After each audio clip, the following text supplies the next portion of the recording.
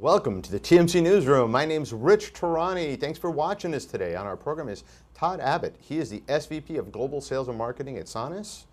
Todd, welcome to the show. It's great to be here.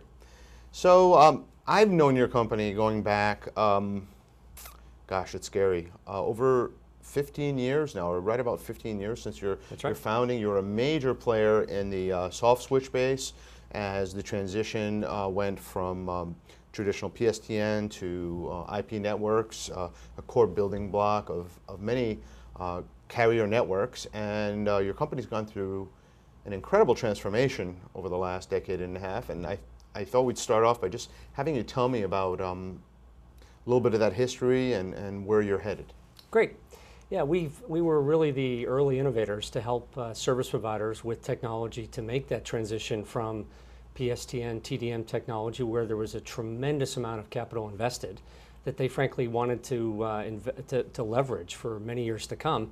Yet, how did they start to migrate to IP infrastructures and IP-based services? So that transition was a costly one for them.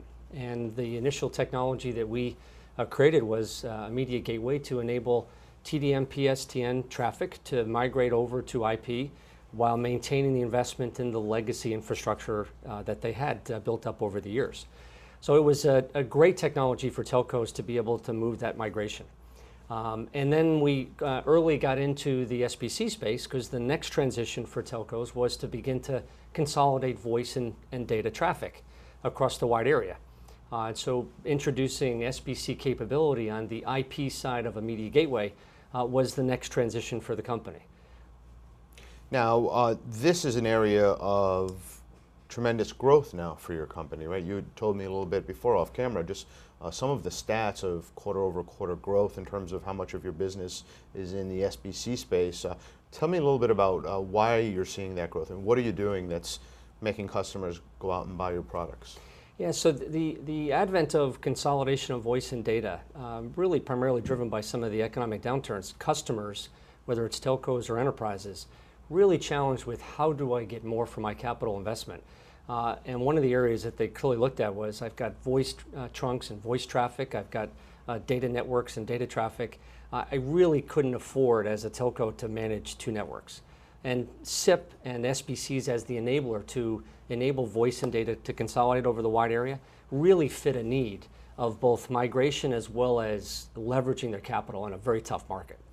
Same thing happened over the last 3 or 4 years in the United States as well as in Western Europe as enterprises were looking at voice trunks and data trunks.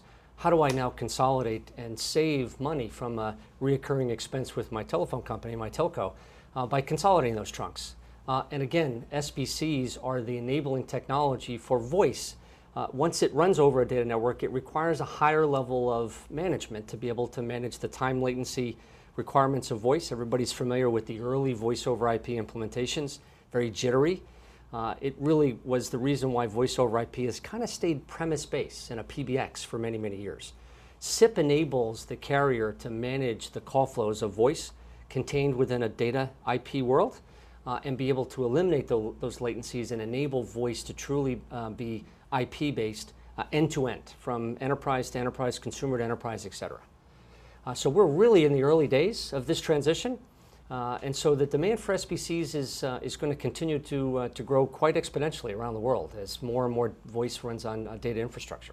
And there are two trends that are worth pointing out to the viewers. One is the sunsetting of the PSTN. We expect that sometime in the next potentially 5 to 10 years that in the US the PSTN will be just moved off of. It will no longer be updated. It will be closed down depending on who you talk to.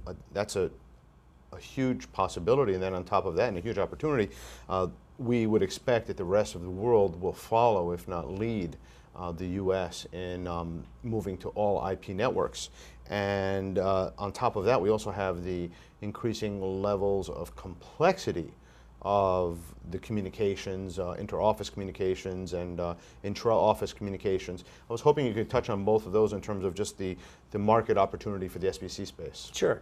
So the inflection point, one of the inflection points that's often used as a data point on this transition is the actual inventory of IP lines versus TDM lines. And in the US, that inflection point of being, from an install base, being more IP-based actually happens in the next 2 or 3 years. From a net install every year, it's predominantly IP-based.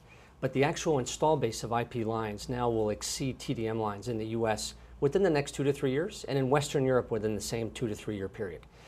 So this is becoming a very IP world, and we've been talking about it from an industry standpoint for decades. It's now very much past the inflection point.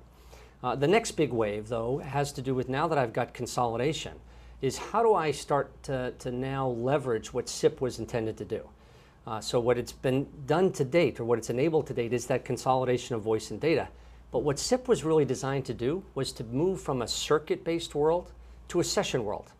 And a session world has a whole different level of flexibility to the types of applications. Unified communication really are point applications today.